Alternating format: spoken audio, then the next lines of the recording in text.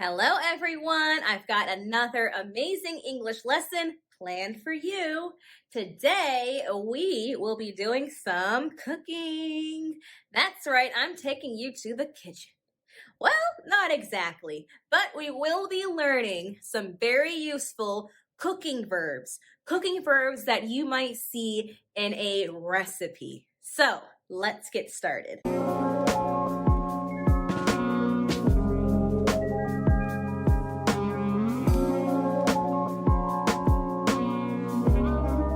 So the first verb I have is boil.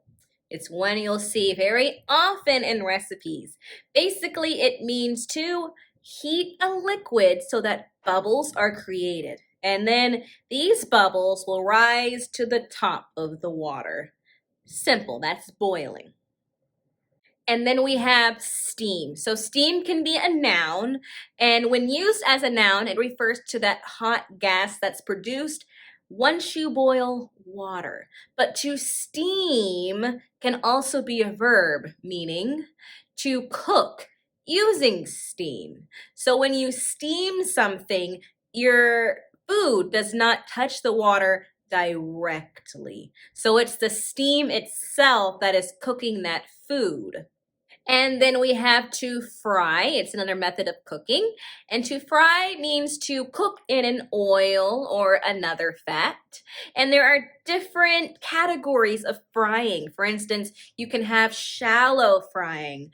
And then we have deep frying. See, if you look at this picture, we don't even see what we're cooking. That's because the food is completely immersed in the oil, and that is deep frying, when it covers the food completely. And then we have to saute, which is also a type of frying, right? Except this time you're cooking the food in only a little bit of oil.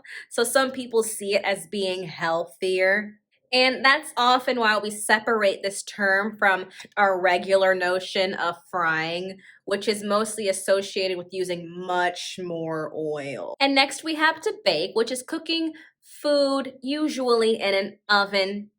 And it's cooked in dry heat, and there's no direct contact with the heat source. So usually people can bake casseroles or breads, cookies, this sort of thing we usually put in the oven and we bake it. And then we have broil, which is also usually done in the oven.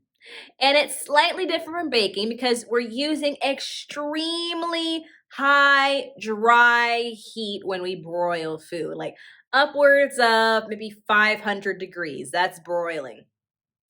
And this heat comes from the top of the oven. So it's good if you want to brown your foods or make them crispy on the top. And then we have roasting, which is very similar to broiling. We're using extremely high heat, but the heat does not just come from the top, it comes from all sides. So we can roast things like meat, you can roast your vegetables. These sorts of things are best for roasting. And then we have to grill. To grill is to cook over an open fire or charcoal, and we usually use an item called a grill when we are grilling. People often grill at barbecues here in the US. When you grill, you have those nice lines that leave an imprint on your meat or your fish. You can also grill vegetables if you'd want as well. And then we have to preheat. So when you have a recipe, it might say to preheat your oven to 350 degrees, meaning you turn to that temperature and then wait until your oven reaches it so you can then put in your food. So you're heating something, an appliance, before you put the food into that appliance. Up next, marinate. To marinate means to put food in a flavorful liquid and then let it soak for a period of time before then cooking it. So you can marinate for maybe a few minutes, or maybe a recipe will tell you to marinate for even a few hours. And then we have to chop or to dice, and these both mean to cut into smaller pieces. Often when we say the word dice, we mean to cut into small pieces, much smaller than just chopping, but you can also just use them interchangeably. There's not much of a difference between the two. Another word you might hear is to chunk. When you chunk, that means that you cut it into thick pieces, to chunk. Next up, we have to knead. To knead means to press with your hands some dough so that you're preparing it to be cooked. So you're pressing and pushing the dough together along with your flour, usually so that it's the right shape and texture that you want it to be so that you can begin to cook it. And then we have to grate, which means to cut into small pieces using a grater, which you will see in this video. So as you can see, the person is grating some cheese. You can also grate certain vegetables like carrots or even garlic or ginger. And then we have to whisk, which means to beat or stir in a fast motion, usually a cream or maybe some eggs. You could actually use a whisk to do this. And I'd like to describe whisking as actually beating and stirring at the same time. And then you might see in your recipe to thaw, which means to unfreeze. Some people also say unthaw, which is actually a misnomer because to unthaw would mean to then freeze again. So make sure you just use the word thaw. Thaw means unfreeze.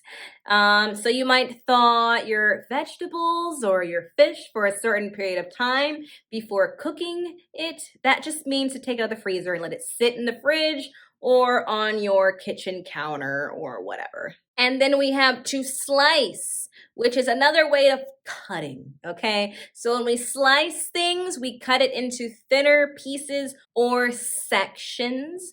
So you can slice bread because you're cutting it into thinner pieces, or you can cut cheese because you often cut that into thin pieces. And lastly, we have to drain, which means to dry by removing all of the liquid from something.